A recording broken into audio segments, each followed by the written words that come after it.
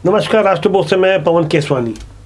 आदिवासी का अर्थ होता है जो आदिकाल से यहाँ रहता है, वो यहाँ निवास करता है, वो आदिवासी होता है, जिसमें धर्म, जाति या समाज का सीधे संबंध नहीं होकर इसके मूल निवास से जोड़ा जाता है तो उसे मूल निवासी कहा जाता है। लेकिन छत्तीसगढ़ के जिम्मेदार आबकारी मंत्री कवासी लखमा ने अब सीधे तौर पर भारत के कानून को चुनौती देते हुए एक बात कही है। उन्होंने कहा है कि आदिवासी हिंदू नहीं होता है, हम इसके लिए राष्ट्रपति से अलग कोर्ट की मांग करेंगे। आने वाले 20 अप्रैल को अनुसूचित जनजाति के लोग जाएंगे और राष्ट्रपति से अलग कोर्ट की मांग करेंगे। यह बातें मंत्री कवासी लखमा ने रायपुर के शहीद स्मारक में अनुसूचित जनजाति सम्मेलन कार्यक्रम के दौरान कही। हालांकि ये पहला मौका नहीं है जहां लखमा इस तरह का बयान दे रहे हैं। वे आदिवासियों को हिंदू नहीं मानकर एक नई बहस को जन्म देने की कोशिश कर रहे हैं, लेकिन हमें समझना होगा आदिवासी वास्तव में जो हिंदू ही है, उसे मंत्री लखमा क्यों हिंदुओं से अलग बता रहे हैं। आप मंत्री लखमा के उस बयान को सुनिए, उसके बाद मैं आपको तथ्यों के साथ, कुछ प्रमाण के साथ बताऊंगा कि किस तरह से आदिवासी हिंदू ही होता है। जो लखमा कह रहे हैं वो बिल्कुल गलत है। हम लोग जंगल में रहते हैं, हम पूजा पाठ ज्यादा करता है, हिंदू अलग करता है, हम लोग अलग करते हैं। हम अगर आदिवासी अगर शादी करता है तो गांव का पुजारी से हम लोग पानी डालते हैं। हम कोई पंडित से पूजा नहीं करते हैं, इसलिए हम लोग हिंदू से अलग है। हम लोग मूल हिंदुस्तान के रहने वाले मूलवासी है और हम लोग हिंदुस्तान का भगवान है। बाकी चाहे हिंदू हो, बौद्ध हो, कोई भी आदमी कहीं से आया है, अगर असली हिंदुस्तान का कोई है, असली बस्तर का कोई है, ये आदिवासी लोग है। बिल्कुल वेशभूषा अलग है, आदिवासी का नाच डोल अलग है, कोई हीरो को कान पैन और नाच गाना अलग है। आदिवासी कोड अलग होना चाहिए, आदिवासी का सर भी अलग होना चाहिए। हम धर्म कोड, आदिवासी का धर्म कोड अलग मांग रहे हैं। दरअसल कवासी लखमा जो ये बात कह रहे हैं वो बातें नई नहीं हैं। इसका इतिहास महज 300 साल पुराना है। जहां अंग्रेजों ने भी जनगणना शुरू करवाई थी तब 1871 से लेकर 1931 के बीच आदिवासियों के लिए मूल निवासी का एक विकल्प दिया था।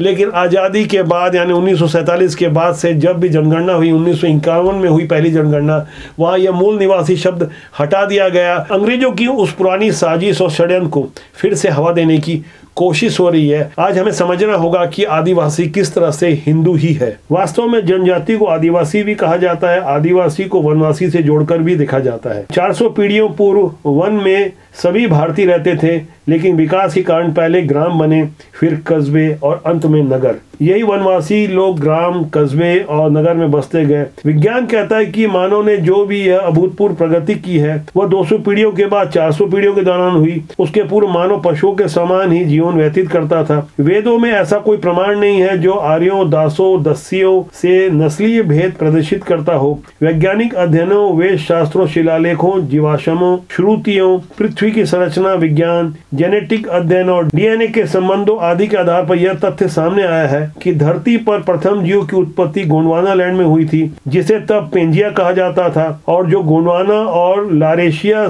को मिलाकर बना था। गोंडवाना लैंड के अमेरिका, अफ्रीका, अंटार्कटिका, ऑस्ट्रेलिया के अलावा भारतीय प्रायद्वीप में जो विखंडन हुए उसके पश्चात यहाँ के निवासी अपने क्षेत्रों में बढ़ गए। जीवन का विकास सर्वप्रथम भारतीय दक्षिण प्रायद्वीप में नर्मदा तट पर हुआ। नवीनतम शोध के अनुसार विश्व की सर्वप्रथम नदी नर्मदा ही पाई गई। वैज्ञानिकों के अनुसार भारत में रहने वाले प्रत्येक व्यक्ति आदिवासी है, क्योंकि उनका डीएनए एक है। जंगल से लेकर शहर तक जो है निवास करते हैं, उनके डीएनए में कोई परिवर्तन नहीं है। एक अनुमान से भारत में लगभग 461 जनजातियां रहती है। उक्त सभी आदिवासियों का मूल धर्म शैव, भैरव, शाक्त और सरना धर्म है, लेकिन धर्मांतरण के कारण अब ये ईसाई, मुस्लिम और बौद्ध भी बनते गए। मूल में यह सभी शैव धर्मी हैं। इनमें प्राचीन काल से वृक्ष के नीचे शिवलिंग या पत्थर रखकर पूजा करने का प्रचलन है। मतलब शिव और भैरव इनके प्रमुख देवता हैं। साथ ही ये प्रकृति के सभी तत्वों की पूजा करते हैं। लेकिन बदले हुए हालात में मंत्री कवासी लखमा जैसे लोग अब आदिवासियों के धर्म धर्म पर प्रश्न उठा रहे हैं, तब मैं यहाँ आपको प्रामाणिक रूप से जो बातें बता रहा हूँ, जो 300 साल से राजनीति चल रही है आदिवासियों को हिंदू से अलग करके बताने की, दरअसल उन सबके पीछे मूल कारण राजनीति ही है। जब आप एक झूठ को 100 बार बोलेंगे तो वह भी सच के जैसे लगने लगता है। दरअसल ये जो भ्रम फैलाया गया है उसे हमें समझना होगा। सच्चाई यह है कि भारत के आदिवासियों का मूल धर्म शैव है। वे भगवान शिव की मूर्ति नहीं, शिवलिंग की पूजा करते हैं। उनके धर्म के देवता शिव के अलावा भैरव, कालिका, 10 महाविदाएं और लोक देवता, कुल देवता, ग्राम देवता है। भारत के हिंदू धर्म में उन्हीं प्राचीन आदिवासियों के धर्म का मिश्रण मिलेगा जिसे शैव कहा जाता है। भारत की प्राचीन सभ्यता में भी शिव और शिवलिंग से जुड़े अवशेष प्राप्त होते हैं, जिससे पता चलता है कि प्राचीन भारत के लोग शिव के साथ ही पशुओं और वृक्षों की पूजा करते थे। यही कारण है कि भगवान शिव को आदिवासियों को देवता कहा जाता है। भगवान शंकर खुद आदिवासी थे। आदिवासियों का संबंध भगवान श्री राम से कैसे है यह भी आपको शास्त्रों से पता चलता है। लेकिन यह सबसे चौंकाने वाली बात यह है कि हजारों साल, सैकड़ों साल पुराने लिखे गए हमारे पौराणिक ग्रंथों को भी झूठा बताकर आदिवासियों को हिंदुओं से अलग बताया जा रहा है, जबकि भगवान श्री राम आदिवासियों के भी आराध्य रहे हैं। जैसा कि आपने रामायण में पढ़ा होगा, भगवान राम अपने वनवास के दौरान लगभग 10 वर्ष तक दंडकारण्य क्षेत्र के आदिवासियों के बीच रहे। केवट प्रसंग, जटायु प्रसंग, शबरी प्रसंग, हनुमान और सुग्रीव मिलन, यह सब उसी दौर के दलित आदिवासी लोग ही थे। दंडकारण्य क्षेत्र में आदिवासियों की बहुलता थी। यहाँ के आदिवासियों को बाणासुर के अत्याचार से मुक्त कराने के बाद प्रभु श्री राम 10 वर्षों तक आदिवासियों के बीच रहे। दंडकारण्य में छत्तीसगढ़, ओडिशा और आंध्र प्रदेश के राज्यों के हिस्से शामिल हैं। इस संपूर्ण क्षेत्र में आदिवासियों में राम और हनुमान को सबसे ज्यादा पूजनीय इसलिए माना जाता है। प्रभु श्री राम ने ही सबसे पहले आदिवासियों और दलितों को संगठित करने का प्रयास किया। उन्हें बेहतर शिक्षा के साथ मुख्य धारा में जोड़ने का जो उन्होंने प्रयास किया वह हमारे पुराणों में भी उल्लेखित है। यदि आप निषाद, वानर, मतंग, किरात और रीछ समाज की बात करेंगे तो ये उस काल के दलित आदिवासी समाज के लोग ही हुआ करते थे। आज उनमें से कई लोग ऐसे हैं जो श्रेष्ठता क्रम में ऊपर जाकर क्षत्रिय या ब्राह्मण हो गए हैं। जैसे वाल्मीकि जी कभी एक डाकू हुआ करते थे और वे भील जाति के लोगों के बीच पले बड़े थे। उन्होंने ही रामायण लिखी, लेकिन समाज का एक वर्ग उन्हें कोली आदिवासी समाज का मानता है। हनुमान जी के गुरु मतंग ऋषि आज की जाति व्यवस्था के अनुसार तो दलित ही कहलाएंगे। ऐसे तमाम प्रश्न हैं, ऐसे तमाम तथ्य हैं, इतिहास गवाह है, पौराणिक उद्धरण है, वैज्ञानिक आधार है, डीएनए की रिपोर्ट है और तमाम रिसर्च पेपर शामिल हुए हैं, जिससे पता चलता है कि भारत में वर्ण व्यवस्था समय की देन है। आदिवासियों को हिंदुओं से अलग बताना एक राजनीतिक साजिश है जो अंग्रेजों ने जो बीज बोया था, आज तक उसका जहरीला फल